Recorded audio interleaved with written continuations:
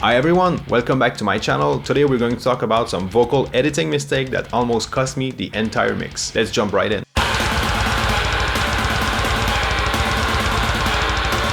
So yes, it's important we talk about the successes and good results, but I think it's also important we talk about the mistakes and the failures. Because let's be honest, we learn even more from our mistakes than we do on our successes. And hopefully you guys will learn something and will be able to avoid those mistakes. So for context, in my first video about extreme metal vocals, I talked about how you can use multiple tracks of vocals to make your chorus sound bigger and more powerful, for example. So today I'm going to show you two recent examples where I may have gone too far in a few places.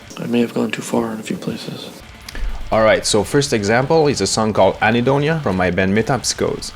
Okay, so in this example, I use all the takes I recorded for this chorus, so like 4 tracks of growl vocals for this chorus. Let's have a listen in the mix context.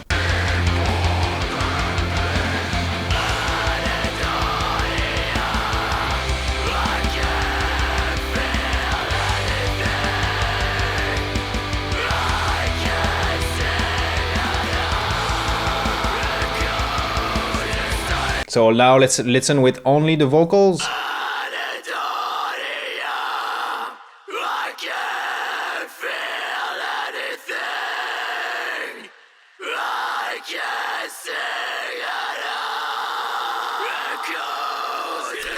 Alright, now let's listen quickly to each of the take.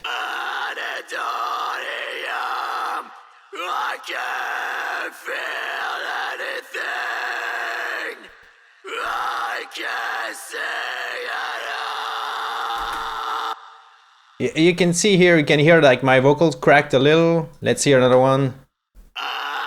Again.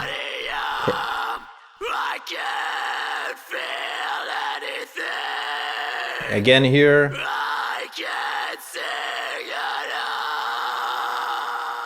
It's not very good here. Let's listen to this one.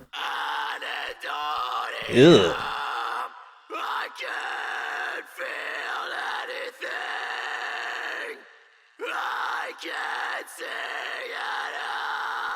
I guess the rest was decent. Let's check the other one. Last one. Not very good here. Again, not very good. So as you can hear, some of the takes have some little timing issues, and some of them have my voice cracking a little bit. I think I skimmed a little bit on the practice here, so that's why it's not perfect. So let's have a listen, all of them together again.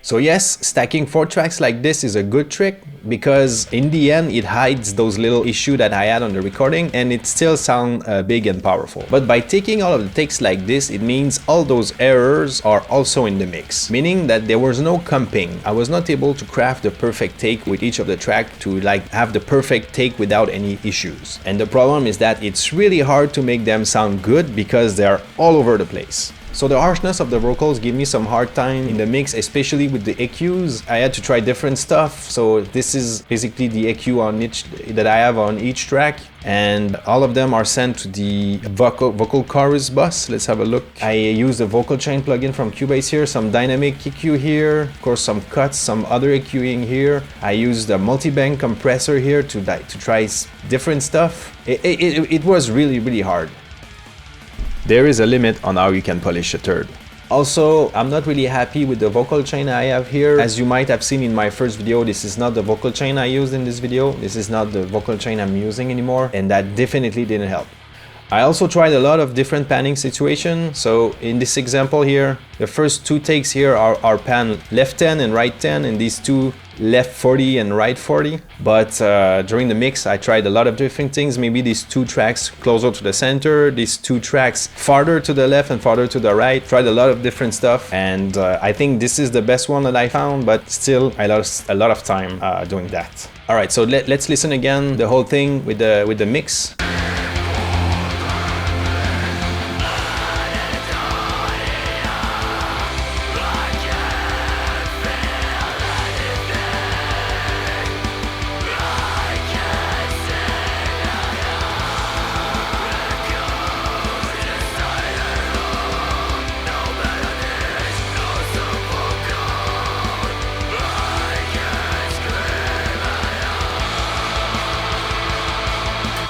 Again, it's not really that bad, but it's not perfect either. I'll let you decide. Furthermore, the lyrics are talking about something very personal to me. And even though I think it sounds powerful, by having 4 tracks like this, I think it takes away a little bit of the personal aspect of the message, and it doesn't sound as genuine as I would have hoped. So my advice here would be to tread lightly if you want to stack more than 2 tracks of growl vocals. It's always tempting to layer as many vocal tracks as we can, though the more we stack, the harder it's going to be in the mix process, especially if you are unsure of your current plugin vocal chain or your performance. Of course, it's not the same if we're talking about clean vocals and harmonies. Okay, let's move on to the second example here. Now let's take a look at the song called Blizzard Glacial from my band Metempsychose. And believe it or not, this time we're talking about a lyric and recording mistake. Combine this with some editing technique that gave me a real hard time during the mix process. Let's have a listen.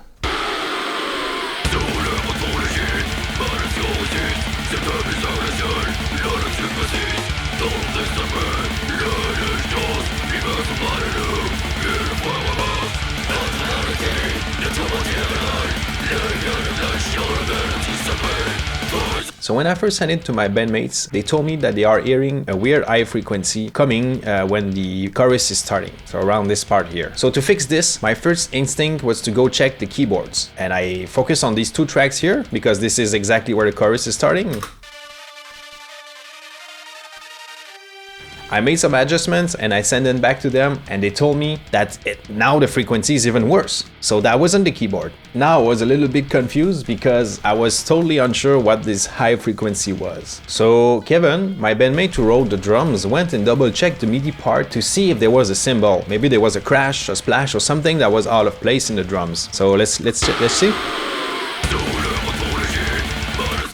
So as we can see, there's no cymbal that is out of place. He didn't hear anything on the drums, but he realized that the high frequency was coming from the vocals.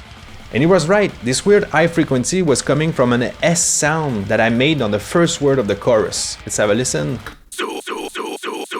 So what I'm seeing here is the word sous, which means under in French. I didn't hear it at first because since I wrote the lyrics and recorded the vocals, for me having this S sound here was normal and natural. But for my bandmates who were hearing it for the first time, it was really annoying. So when you record the vocals, you tend to put an emphasis on the first word you're saying. To drive home the point would make it sound more convincing. And here, I even used 2 tracks of this performance, which made the issue even worse. So I had to go back to the de-essers and make them work even more. So if you don't know what a de-esser is, it's a plugin that is designed specifically to reduce the harshness of the S sound. But we have to be careful here, because if we go too far with it, I will sound like I have a lisp. I may have gone too far in a few places. I thought I fixed the issue, but then came the time of the mastering of the song, and god damn it, it was still there. So I had to go back in the mix and try to fix it again, but this time with a hard volume automation on that single syllable. So usually it's normal when a new section starts to increase the volume to trick the ear into focusing into this new section and then dropping the volume back to our normal level. But here I had to do the exact opposite to make this syllable less annoying. I also, like you can see here, I tried to do the same thing for all the S sounds because,